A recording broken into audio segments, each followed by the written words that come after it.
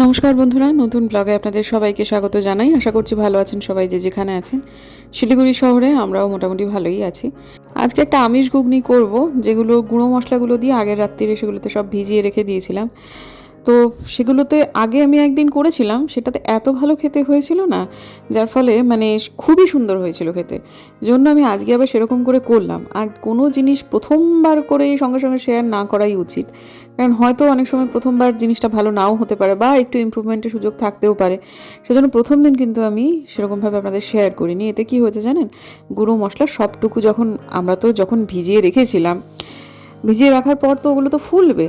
তা আমি এমনি তো নুন দিয়ে ভিজিয়ে রাখতাম, তা নুনের স্বাদটা যখন ভেতরে খুব সুন্দরভাবে ঢুকে যেত, আমার মনে হলো অন্যান্য যে মশলাগুলো সেগুলোও যদি দেয় তাহলে সেগুলোর স্বাদগুলো ভেতরে ঢুকে যাবে, এবং বাস্তবে সেটাই হয়েছিল। টেস্ট কিন্তু এটাতে বেড়েছে, এবং এত সামান্য একটা কাজ, অর্থাৎ যখন জল দিয়ে আমি আগের রাত্রে ওই ছোলা মটর এগুলোকে, মটর সরি দিইনি, ওই দু রকমের ছোলা, তারপর ওই মুগ কড়াই আর রাজমা, এগুলো যখন ভিজিয়েছি তখন সমস্ত গুঁড়ো মশলা যেগুলো বেসিক স্পাইস সেগুলো সব দিয়ে ভিজিয়েছিলাম। তাতে এত সুন্দর খেতে হয়েছিল আগের দিন এবং আজকেও, সেটা বলার মতো না। মানে কিছুক্ষণের মধ্যে এতটা আমাদের ঘুগনি একদম পুরোপুরি নিঃশেষ হয়ে গিয়েছিল। আর কালো চানা তথা চানা যেগুলো আমি দিয়েছি সেগুলো তো ভীষণ ভালো প্রোটিনের সোর্স, তাই না?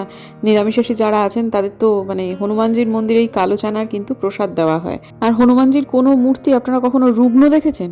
সবসময় তার কিন্তু মানে যখন খালি গায়ে থাকেন তিনি, তার কিন্তু অ্যাবস দেখা যায়। তার মানে এই জিনিসগুলোতে প্রোটিনের সোর্স আছে, সেটা আমরা মোটামুটি বুঝতেই পারি। তো এটাকে নিরামিষ করে খেলেও কিন্তু খুবই ভালো। তবে একটা জিনিস, যখন ওটা রাত্রেবেলা ভিজিয়েছিলাম, ফুলে তো ওঠার পরেও অনেকটা জল বাকি ছিল, সবটুকু জল দিয়ে কিন্তু আমি সেদ্ধ করিনি। খানিকটা জল আমি রেখেও দিয়েছিলাম, কারণ এই যে মশলা কষানোর সময় তো একটু একটু করে জল দিয়ে কষাতে হয়, আমি সেই জলটাই ব্যবহার করেছিলাম। আর যখন আমি সেদ্ধ করেছি তখন ওই জল দিয়ে সেদ্ধ করেছি, এবং পুরোটা আমি ওই জলই ঢেলে দেবো। এই ভিডিওটা আমি কিন্তু শর্টসে অবশ্যই আপলোড করব, আপনারা সবাই নিশ্চয় দেখবেন, কারণ জিনিসটা সত্যি ভালো হয়েছিল। এটাকে আমি শর্টসে দিতেই হবে, কারণ আমি শর্টসে সেই রান্নাগুলি দিতে পছন্দ করি যেগুলো ভীষণ ভালো হয় খেতে, এবং তাতে 1% সন্দেহ থাকে না, এবং সহজ হয়। সাধারণ একটা কাজ, বলুন দেখি, এটা আমরা সবাই করতে পারি, কিন্তু এরকমভাবে না করলে আর এরকমভাবে করলে দুটোর মধ্যে কিন্তু বেশ অনেকটাই পার্থক্য হয়ে যায়। তো সেটাতে তো অবশ্যই যারা আপনারা আমার বড় ব্লগ দেখছেন তারা দেখবেনই। আর পাশাপাশি আর একটা কথাও বলে দিই, আমি ভাবছি এই আসছে 7 দিনে 7টা শর্টস আপলোড করব। মেয়ে অনেক দিন থেকেই বলছে, ওর কথাকে গুরুত্ব দিয়েও আবার কেমন যেন দেওয়া হচ্ছিল না। তো যাই হোক, ঠিক আছে, আপাতত আজকে থেকে তো সেটা শুরু করি, দেখা যাক কি হয়। যেরকমভাবে আর 5 দিন রান্না হয় ঠিক সেরকমভাবেই হবে। তার মধ্যে লবণ এবং হলুদটা আমি দিয়েছি এক্সট্রা করে, অল্প করে মেপে দিতে হবে। আর অন্যান্য যে ড্রাই স্পাইসগুলো যেগুলো ভেজানোর সময় দিয়েছিলাম সেগুলো কিন্তু আর দেওয়ার দরকার নেই। আর বাকি খুঁটিনাটি সেগুলো শর্টসে তো খুব ভালোভাবেই বলে দিয়েছি। তো চলুন, আপাতত এটা আজকের দিনের আমাদের জলখাবার। আর এইটা হচ্ছে আমার জলখাবার, একটি রুটি আর অনেকটা ঘুগনি। আর আলপনা দিয়ে এসেছে, নাচতে নাচতে কি বলে দেখি। শিখতে হবে তো, শিখলে পুরোটাই শিখবে। কোন ডালে কোন ফোড়ন দিতে হয়, কখন কোন ফোড়ন দিতে হয়। পেঁয়াজ দিয়ে করলে পরে জিরা ফোড়ন দিবে, নালি কালো জিরা ফোড়ন। আর এমনি যদি ধনে পাতা দিয়ে করে, পাঁচফোড়ন দিয়ে আর একটা শুকনো লঙ্কা দিয়ে ফোড়ন দিয়ে দিবে, ডাল দিবে, ডাল দিয়ে কি টেস্ট। তাই? আচ্ছা ঠিক আছে, সব হলো, শিখিয়ে দিও। প্রথমে ম্যাগি। হ্যাঁ, ম্যাগিটা তো সোজা। ম্যাগি দিয়েই শুরু করতে হবে। কেমন খেয়েছিস ঘুগনিটা? খুব খুব ভালো, মানে এরকম করেই করবে, বেশি ঝাল না বেশি না। আমি সেকেন্ড টাইম নিয়েছি, মানে কোনো সেকেন্ড টাইম নিই না, খুব ভালো হয়েছে। আচ্ছা, ভোজন সমাপন্তে এবার একটুখানি কফি খাওয়া যাক, ব্ল্যাক কফি। আগে এটা খেতেই পারতাম না, ইদানিং মোটামুটি পারি। সারাদিনেই 1 কাপই, তবে ভাই সেটা সকালবেলাতে হলেই ভালো, কারণ আমি সন্ধ্যেবেলার পর কফি খেলে আমার রাতে ঘুম আসতে যায় না। রঙটা এত সুন্দর, ছাদের দরজা খুললেই এই রঙটাকে দেখতে পাচ্ছি। ক্যামেরার অ্যাঙ্গেলের জন্য মনে হচ্ছে বোধহয় ইলেকট্রিসিটির তার অনেক কাছে, তার নয়, অনেক দূরে, অনেক দূরে, ওরকম মনে হচ্ছে। আগের দিনের ব্লগে আপনাদেরকে বলেছিলাম যে এই লাইটটা কয়েকদিন আমরা জ্বালিয়ে রাখবো, ডিসিশন নিয়েছি। কারণ আছে সেটার একটা, কিন্তু সেটা হচ্ছে যে আমাদের এখানে সামনের আলোগুলো তো টিমটিমে। হ্যাঁ, আজকে তো মেঘলা মেঘলা দিন, সে কোন কাল থেকে চালিয়ে, সত্যযুগ থেকে চালিয়ে বসে রেখেছে, বন্ধ করেছে কিনা সেটারও ঠিক নিশ্চয়তা নেই। যাই হোক, আলোগুলো টিমটিমে। হ্যাঁ, এখন কি হয়েছে, এই জায়গাটা আগে নেশাতুরদের আখড়া ছিল, এখন সেটা অনেকটাই কমেছে। ওই বাগড়া কোটের ওই জায়গাটা দিয়ে পুলিশের গাড়ি অনবরতই যাতায়াত করে, যার ফলে ওই দিকটায় তাদের খুব একটা সুবিধা হচ্ছে না। পুলিশের গাড়ি এদিকেও আসে, এদিকে এসে এই যে 90 ডিগ্রি করে আমাদের বাড়ির পাশে যে গলিটা এদিক দিয়ে বেরিয়ে যায়, কারণ এই দিকটাতেও নেশাতুরদের আখড়া আছে, মানে ওই দিক থেকে এসে এইভাবে করে চলে যায়। এই দিকটাও বন্ধ হয়েছে, ওই দিক থেকেও পুলিশের গাড়ি মাঝে মাঝে আসে, কখনো কখনো এসে এইরকমভাবে এসে ইউএর মতো করে ইচ্ছে বাড়ির সামনে হয়ে চলে যায়। মাঝখান থেকে আমাদের বাড়িটি, ফ্ল্যাটটি আর মুখার্জিদাদের বাড়ি, এই 3টে বাড়ি ওই আর কি, তারা হয়তো ভেবেছে যে এইটুকু জায়গার মধ্যে আর কোনো সমস্যা নেই। হ্যাঁ, কিন্তু যারা চোর তারা তো চুরি করার একটা উৎকৃষ্ট মাধ্যম খুঁজেই বেড়ায়। এইরকম জায়গাতে, অর্থাৎ এই রেলিংয়ের উল্টো দিকে একটু ঝোপঝাড় মতো জায়গা রয়েছে, সেইখানে বসে বসে দেখলাম আমি পরশু দিনে আর কি, আমি আলোটা যখন জ্বালালাম, মানে রেগে মেগে গিয়ে ওই বাজার থেকে ফিরে এসেছি, দেখেছি আলোটা জ্বালানো নেই। আমি যখন যাচ্ছিলাম আমি একটা আওয়াজ পেয়েছিলাম, তারপরে যাই হোক এসে যখন জ্বালালাম, জ্বালানোর পর কিছুক্ষণ পর দেখছি বিরক্ত হয়ে তারা ওইখান থেকে, মানে এইরকম জায়গা থেকে আর কি কয়েকজন নেমে চলে গেলেন। তা বুঝলাম যে ওরা এখন এটাকে নিশ্চিত একটা আশ্রয় ধরে নিয়েছে। কালকে যখন সকাল সকাল ওটা জ্বালিয়ে দেওয়া হয়েছে, সকাল সকাল মানে সন্ধ্যে সন্ধ্যে জ্বালিয়ে দেওয়া হয়েছে, তখনও দেখলাম ওই রকম করে কয়েকজন বেরিয়ে গেলেন, আমাদের সিসিটিভিতে সেটা রয়েওছে। কাজেই এটা যদি কয়েকদিন আগে জ্বালিয়ে দিই, আর আলোটা এতটাই উজ্জ্বল যে পুরো জায়গাটা আলোকিত হয়ে থাকছে, ওই যে গাড়ি টাড়ি ওই পর্যন্ত আলোকিত হয়ে থাকছে, এটা জ্বালিয়ে দিলে হবে কি, আমাদের বাড়ির সামনেটা ওই যে কটা সমস্যা সংকুল জায়গা আছে তার অর্ধেকটা কিন্তু মোটামুটি হয়ে যাবে। আর ওই দিকটায় খুব একটা গাছপালা নেই, যেহেতু মুখার্জিদাদের বাড়ির ওই দিকটায়, সেহেতু ওখানটায় ওদের খুব একটা সুবিধা এমনিতেও হয় না, হচ্ছে সুবিধা এই জায়গাটাতেই। যার ফলে কয়েকটা দিন আমার এই এককালে শুধু বাড়ির সামনেটা অন্ধকার জন্য এটা যা করেছিলাম, সেটা যে এত কাজে লাগছে সেটা আর বলার মতো না। এই আলোগুলো একটুখানি জোরদার হয়ে গেলে এই সমস্যাটা থাকবে না, আশা করা যায়। পুলিশের গাড়ি আগেও টহল দিত, কিন্তু তখন তো পুলিশ এদের বন্ধু ছিল, এখন তো পুলিশ সবার আগে বদলেছে, সে তো পুলিশই অবশ্যই। কাজে এখন এরা পুলিশকে খুব ভয় পায়, আর ধরে ধরে নিয়ে গিয়ে সব বেরম মারছে, কেস দিচ্ছে। কাজে লোকে এখন খুব সাবধান হয়ে গেছে। মিউনিসিপ্যাল কর্পোরেশন যেহেতু পুরনো সরকারের হাতেই রয়েছে, সেহেতু এখন কিছুটা মাস আর কি আমাদেরকে নিজেদের এইটুকু সামান্য একটা করে নিতে হবে। একেবারে খোদ আগুনের মধ্যে চলছে আগুন, সে অবস্থাতে আমরা বেঁচেছিলাম, এখন তো কিছুই নেই প্র্যাকটিক্যালি। তো যাই হোক, তবুও এই লাইটটা কয়েকদিন জ্বালিয়ে রাখলে ব্যাপারটা সমাধানটা আমাদের হয়ে যাবে আর কি, আশা করা যায়। এফসিআই গোডাউনের ভেতর টেতরেও আছে কিন্তু, হ্যাঁ, কিন্তু ওইখানটাও এখন তালা ফালা দেওয়া, ভেতর সিকিউরিটি এখন খুব স্ট্রিক্ট হয়ে গেছে ওরা। আর এই জায়গাটাতে বসবার কারণও আছে, সেটা আর ব্লগে নাই বা বলি। যাই হোক, ঠিক আছে, চলো। সমঝদারও কে লিয়ে ইশারা হি কাফি। পদ্ম দিয়ে ইচ্ছে ছিল গোপালকে পুজো দেবো, কিন্তু সেটা হয়নি, কারণ আজকে লক্ষ্মীর ঘাটে পদ্ম পড়েছে, আর আমার শ্বশুরমশাই পদ্ম দিয়ে পুজো দিয়েছেন, যার ফলে আমার ভাগে আজকে পদ্ম কম পড়েছে। ঠিক আছে, অন্যদিন হবে। সন্ধেবেলায় এই যে রিচুয়ালসগুলো করি, তাছাড়া আমি যে পুজোগুলো দেখাই, বিভিন্ন সময় কিন্তু আমি খুব বাজে বাজে কিছু মন্তব্য পাই, এবং সেগুলোর ব্যাপারে মানে এই ধরনের নেতিবাচক মন্তব্য করার ব্যাপারে তারা খুব কনসিস্টেন্ট। আমার এই জিনিসগুলো কিন্তু একদিন মানবো, 2 দিন মানবো, 3 দিন মানবো, যতই হোক বন্ধু, আমি তো এগুলো ভালোবেসে করি। তাদের যদি পরিমিতি বোধের একটু অভাব ঘটে, মাঝে মধ্যে তো আমাকে একটু কথা বলতেই হবে। আজকে কিন্তু সেরকম আমি কিছু কথা বলেছি। আমি সবাইকে উদ্দেশ্য করে কথাটা না বললেও যারা এই কথাগুলো নিয়মিত বলেন, আমি তাদের উদ্দেশ্যেই বলেছি, তথা আমার এই রিচুয়ালসগুলো দেখে যারা এই ধরনের কমেন্ট করেন তাদের জন্যও কিন্তু বলেছি। সব থেকে মুশকিল হচ্ছে, আমি তাদেরকে ইগনোর করতেই পারতাম যারা নাস্তিক, তারা কোনো কিছুই মানেন না, কিন্তু এই কথাগুলো তারাই বলেন যারা অন্য ধর্মের, অর্থাৎ তারা একটি ধর্মকে মানেন, এবং তাদের কাছে হচ্ছে তাদের ধর্মটাই সেরা, এবং তাদের ধর্মটাই সব থেকে সুন্দর, বাকি একেবারে মানে এতটাই খাজা এবং এতটাই খারাপ যাতে জুতোর তলায় পেশা যায় আর কি। এইটা যখন আপনারা করবেন এবং সেটা দিনের পর দিন, আমার কিন্তু তখন একদিন না একদিন ধৈর্যচ্যুতি ঘটবেই, এবং যার ফলে আজকে দিনের ব্লগে এই কথাগুলো আমাকে বলতে হলো। কথা আপনাদেরকে জিজ্ঞেস করি, সবাইকেই জিজ্ঞেস করি যারা আমার ভিডিও দেখেন, আপনাদের কি কারোর কখনো মনে হয়েছে আমি কারোর কোনো ধর্মবিশ্বাসে আঘাত করে কথা বলি? আমাকে তাহলে কিছু মুসলিম ধর্মাবলম্বী মানুষ কেন ক্রমাগত আঘাত করেন? আমি কখনো কিছু বলি না, তার মানে এটা নয় যে আমি কোনোদিনও কিছু বলবো না। আপনারা আপনাদের ধর্মের প্রতি বিশ্বাসী, শ্রদ্ধাশীল, নিঃসন্দেহে সেটা খুবই অ্যাপ্রিসিয়েট করবার মতো ব্যাপার, কিন্তু আপনারা অন্যকে কেন অ্যাপ্রিসিয়েট করতে পারেন না? যারা কমেন্টগুলো করছেন তাদের উদ্দেশ্যে বলি, সব কিছুই কিন্তু উভয় পাক্ষিক বন্ধু। আপনি আমাকে যদি অ্যাপ্রিসিয়েট না করতে পারেন, আমার কিন্তু দিনের পর দিন এগুলো সহ্য করে যাওয়ার কোনো দায় নেই। আমি মূর্তি পুজো করি, আমার ওই হ্যানা ত্যানা, বাড়িতে পুজো, কেন, কী দরকার? আপনারা করবেন না, তাই বলে আপনি আমার ধর্মবিশ্বাসে ক্রমাগত আঘাত করবেন? আমার যে সমস্ত হিন্দু বন্ধুরা আছে, সে সমস্ত কমেন্টগুলো পড়ে তারা দিনের পর দিন দেখবে ঝিনুক কিছু বলে না। আর সত্যিই তো এগুলো বলা উচিত। প্লিজ এরকম মন্তব্য করবেন না, আমার একদম ভালো লাগে না এই ধরনের কমেন্ট করতে। প্রত্যেকটা মানুষের ধর্ম আলাদা হয়, তাদের প্রত্যেকের ধর্মের ধর্মাচরণ আলাদা হয়। এইটুকু যদি সহনশীল হয়ে না মেনে নিতে পারেন তাহলে অনুগ্রহপূর্বক আমার ব্লগ দেখবেন না। আর আপনাদের কি মনে হয় আপনারা এই যে কথাগুলো বলেন সেই কথাগুলো শুনে আমি আমার ধর্ম চেঞ্জ করে আপনাদের ধর্মান্তরিত হয়ে যাব, নাকি আমার এই রিচুয়ালসগুলো করা আমি বন্ধ করে দেবো? কোনো দিনই সেটা হবে না। তার থেকে একটা সুন্দর সুস্থ সহাবস্থান থাকুক না। আমি যেভাবে বড় হয়েছি আপনারা কোনোদিনও ভাবতে পর্যন্ত পারবেন না। আমি সবার মাঝখানে খুব সুন্দরভাবে বড় হয়েছি। আমাদের প্রতিবেশীরা তারা মুসলিম ধর্মাবলম্বী হলেও ঠক করে শীতের রাতে মানে ভোর রাত্রেবেলায় তারা কাঁদতে সরস্বতী পুজোর অঞ্জলি দিত। আমরা তাদের বাড়িতে ঈদের সামাই খেতে যেতাম। তাদের সমস্ত সব ঘুলে মিলে এক হয়ে গিয়ে আমরা বড় হয়েছি। আপনি ভাবতে পর্যন্ত পারবেন না আমি ঠিক কীভাবে বড় হয়েছি, কাদের মাঝখানে বড় হয়েছি।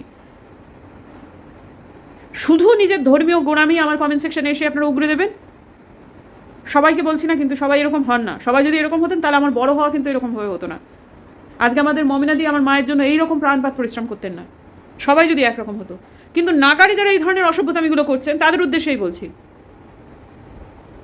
কি যে চান আপনারা? নিজেদেরকে, নিজের ধর্মকে নিজেরাই ছোট করেন।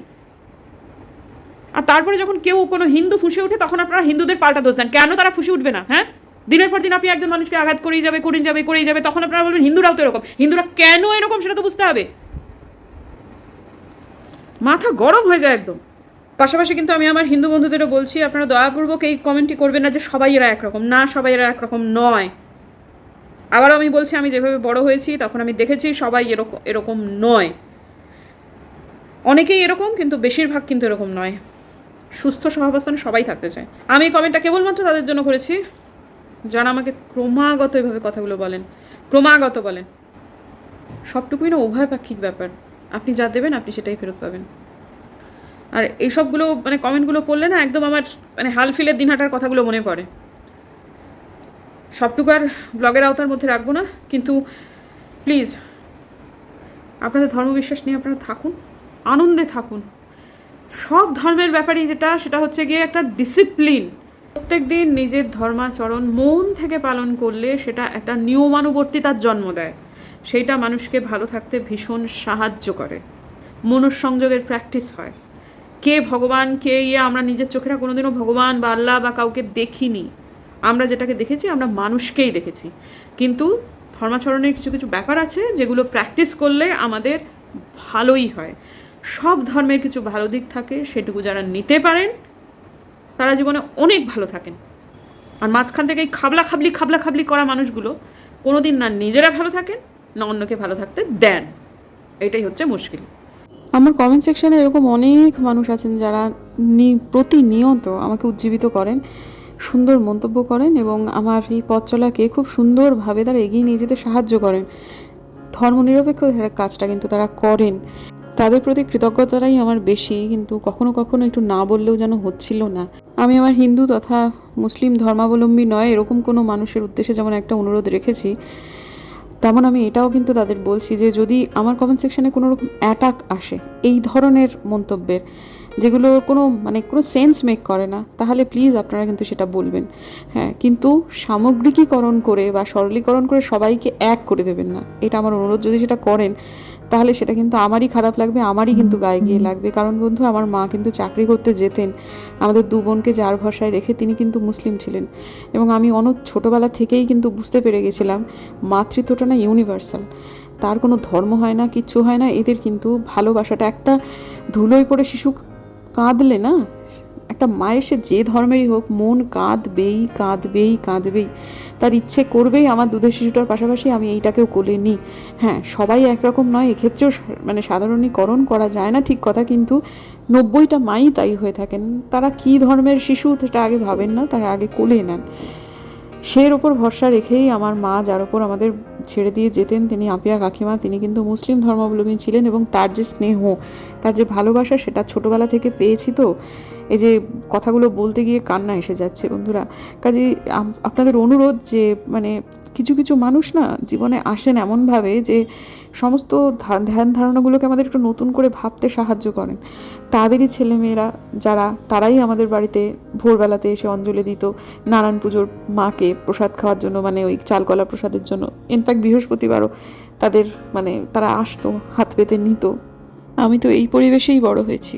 আর এদিকেও ওই কাকিমুনি বাড়িতে করতেন হচ্ছে সেমুই, ঘুরিয়ে ঘুরিয়ে সেমুই বানাতেন। আমাদের সে কী আনন্দ, ওই সেমুইটা যখন বানানো হবে তখন ওই সেমুইটা যখন নিচ দিয়ে ঝুলবে তখন না কে হাত পেতে ওই সেমুইটা কেটে রাখতে যাবে হচ্ছে ওই পেপারে যেখানে ওই শুকোতে দিত। হ্যাঁ, কোনোবার যদি মানে কাকিমুনি তার নিজের ছেলে মেয়েদের যদি ধরুন লাইলি দিদি আর কি, লাইলি দিদি দুবার করে ওটা নিয়ে মিললো, আমি কেন একবার নিলাম, সে নিয়ে আমাদের কী দুঃখ হতো। মানে আমি তো একটু মানে অভিমানী ছিলাম। তা সেসব দিনগুলোর কথা মনে পড়লে এত কষ্ট হয় না। আমরা শুধু ওদের নয়, আপিয়া কাকির নয় শুধু, কিন্তু হ্যাঁ তার আশপাশেও আমরা সব মিলে মিশে এত সুন্দরভাবে বড় হয়েছি, সেগুলো মানে কি বলবো, সে দিনগুলো আমার কাছে সোনার অক্ষরে লেখা থাকবে সারা জীবন। কিন্তু তখন কোনো রকম ধর্মীয় গোঁড়ামি নোংরামি এসবের মানে শতহস্তের মাঝখানে আমরা ছিলাম না। কেন যে সময় এরকমভাবে বদলে গেল, কেন যে সময়ের সাথে সাথে এ ধরনের মানুষের মানে সান্নিধ্য আমরা পাচ্ছি, হয়তো বা এগুলো অভিজ্ঞতা। কিন্তু যাই হোক, মোদ্দা কথা আমি খুব সুন্দরভাবে বড় হয়ে উঠেছি। মানে রাজনৈতিক তথা মানে ধর্মীয় যে সৌহার্দ্য ব্যাপার, সেটা নতুন করে যেন এই শব্দগুলো শিখছি। মানে এগুলো এতটাই স্বাভাবিক ছিল আমাদের কাছে যে এগুলো আবার নতুন করে আলাদা করে শেখার কী ব্যাপার আছে, এটাই তো স্বাভাবিক, এটা আমাদের মনে হতো। কাজেই ওইভাবে সাধারণীকরণ করবেন না বন্ধুরা। এই কাজগুলোকে এই জন্য বেশি করে দেখাচ্ছি যাতে করে এই ভয়েসে এই কথাগুলো আপনাদেরকে সুন্দরভাবে বলতে পারি। যাই হোক, এখন আপাতত এগুলো আমি ওয়াশিং মেশিনে দেবো। মনটা খুব খারাপ হয়ে গেল, কাকিমার কথা, পেয়া কাকির কথা মনে পড়ছে। সে বাবা মারা যাওয়ার 5 বছর পরে একই দিনে অর্থাৎ 6 ফেব্রুয়ারি কাকিও মারা গেছিলো। সেদিনটা আমি ভ্লগ করেছিলাম, আমি গেছিলাম ওদের বাড়িতে, কি বলবো।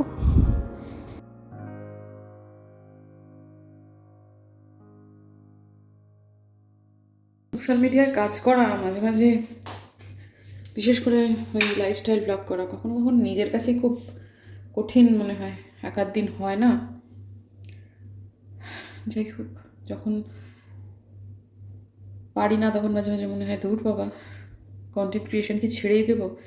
তার পরক্ষণ আমার মনে হয় কাজটা করতে আমি এত ভালোবাসি, যদি ভালো না বাসতাম বন্ধুরা তাহলে প্রত্যেক দিন চালিয়ে নিয়ে যেতে পারতাম না।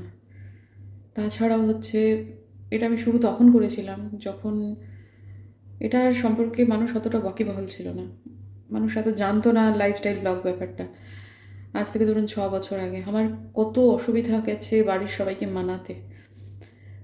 ভদ্রলোককে, আমার হাজব্যান্ড যিনি আমার কোনো কাজেতেই না করেন না, তিনিও প্রথম দিকে এটাতে খুব আপত্তি করেছিলেন। সেই সময়টা আমি কয়েকটা কতিপয় চ্যানেলের তার কাছে সব রেফারেন্স পাঠাতাম, হোয়াটসঅ্যাপে তাকে চ্যানেলগুলো পাঠাতাম, সেগুলো সব পাঠিয়ে আমি বলতাম দেখো এরা করছে এটা করছে ব্যাপারটা এটা। প্রথমে তারা বুঝতেই পারছিলেন না ভদ্রলোক জিনিসটা কী হয়। তারপর যাই হোক সব বোঝানোর পরে তার অনেক আপত্তি, আমাকেও বিভিন্ন মহল থেকে বিভিন্ন রকমভাবে আপত্তি যে এই কাজটা করো না, অন্য কিছু করো, এই কাজটা করো না। কিন্তু আমি বুঝতে পেরেছিলাম এই কাজটা আমি করতে পারি, এই কাজটা আমি চালিয়ে নিয়ে যেতে পারবো, খুব আনন্দের সাথেই পারবো। তারপর যাই হোক সেটা তো হয়, আপনাদের ভালোবাসা পাই। দেখতে দেখতে এমন একটা সময় চলে এসেছি যে সময়টা কেন্দ্রীয় সরকার পর্যন্ত এটাকে ভীষণভাবে অ্যাপ্রিসিয়েট করেছে। স্কুলে ইউটিউবকে শেখানোর জন্য বিভিন্ন ইনফ্লুয়েন্সারকে নিয়ে যাওয়া হচ্ছে, সেটাকে বাচ্চাদের যাতে একটা পাঠ্যক্রমের অন্তর্ভুক্তি হয় সে ব্যাপারে সরকার জোর দিয়েছে। এইরকম একটা সময় এসে যখন আমি এটা শুরু করেছিলাম তখন তো সব কিছুই ছিল না, কিন্তু এখন তো সেটা এসেছে। সেরকম সময় এসে আমি ছেড়ে দেবো এরকম আমার মনে হয়। কিন্তু এই যে এক একজন মানে মোটিভেশনাল স্পিকার, তিনি একরকমভাবে মোটিভেট করেন মানুষ তার সম্পর্কে একরকমভাবে, পরে দেখা যায় যে তিনি যেগুলো করেন যে এটা করা উচিত না, বাস্তব জীবনে তিনি সেটা করেই যাচ্ছেন। মানে এই যে একটা চরম বিশ্বাসভঙ্গের জায়গায় আস্তে আস্তে আস্তে আস্তে মানুষ পৌঁছে যাচ্ছে না। মানে ফেক লাইফ দেখানো, ফেক একটা ইমপ্রেশন ক্রিয়েট করা, ফেক একটা পার্সোনালিটি শো করা, এবং সেটা সাকসেসফুলি মানুষ করছে বছরের পর বছর ধরে। তারপর একদিন না একদিন সেটা সামনে আসে। এখন প্রত্যেকটা মানুষের চেহারাতে বিভিন্ন রকমের শেড থাকে, সেটা আমরা অনেক সময় বুঝতে পারি না। সেই শেডটাও কিন্তু পুরোপুরি যে মিথ্যে তা না, মানে আমার চেহারাতেও একটা ডিফারেন্ট শেড আছে, অবশ্যই সেটা থাকবে, ওটা সবার ক্ষেত্রে সত্যি। কিন্তু সেটা যাই হোক, সেটা ঠকের পর্যায়ে না পৌঁছে গেলেই তো হলো, তাই না? আজকে আমি আমার মায়ের সঙ্গে যখন ঝগড়া করি, আমি যখন আমার মেয়েকে বকি, আমি যদি সেই সময় ভিডিওগুলো করি, তখন আপনাদের সেটা মনেই হবে যে বাবা এই ঝিনুকটা কেমন ঝিনুক, একে তো আমি চিনি না। হ্যাঁ, আমি আপনাদের সামনে যে 20 মিনিট গুছিয়ে আসছি, এই সময়টা আমি গুছিয়ে আসছি, কিন্তু এটার বাইরেও আমার একটা বিশাল জীবন আছে।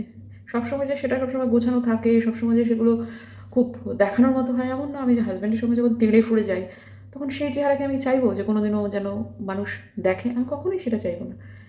কিন্তু আর যাই হোক, এই শেডগুলো যেটা আছে, মানে আমি যেটার কথা বলছি সেটা প্রত্যেকটা মানুষের ক্ষেত্রেই সত্যি। যে খুব ভালো গায়ক, সে যখন গান করে, গানটা যখন সে তোলে, তার আগে তার 59 বার গলা ভাঙে, সে অসংখ্যবার ভুল করে, কিন্তু স্টেজে যখন সে ব্যাপারটা পেশ করে তখন ব্যাপারটা একদম খুব সুন্দর মসৃণ একটা জিনিস, সেটাই আমরা শুনি, সেই ইমপ্রেশনটাই আমাদের তৈরি হয়। কিন্তু আর যাই হোক, আমরা মানুষকে তো ঠকাচ্ছি না, কিন্তু এখন তো দেখছি ঠকেরই রমরা মরে ভাই, না ঠকালেই যেন ভিউজ ডাউন হয়ে যাবে, এই তো অবস্থা। যাই হোক বন্ধুরা, আজকাল প্রতিটা কথা এত মেপে বলতে হয় না, মাঝে মাঝে খুব কষ্ট হয়, পেরে উঠি না। আজকে যেটা মানে একেবারেই পারছিলাম না আমি, আবার বলার পর মনটাও খারাপ হয়ে গেল, কি বলবো আর বলুন তো, সব মিলিয়ে মিশিয়েই না মাঝে মাঝে কেমন কেমন লাগে। চলুন আপাতত আজকের দিনের জন্য বিদায় নেবো, ঘুম পেয়েছে, ঘুমোবো। দেখা হচ্ছে কালকে একটা নতুন ব্লগে। যদি আমার ভিডিও ভালো লাগে সাবস্ক্রাইব করবেন, পাশে নোটিফিকেশন বেলটাকে অন করবেন, ভিডিও দিলেই যাতে নোটিফিকেশন চলে যায় আপনাদের কাছে। দেখা হচ্ছে আগামীকাল, ততক্ষণ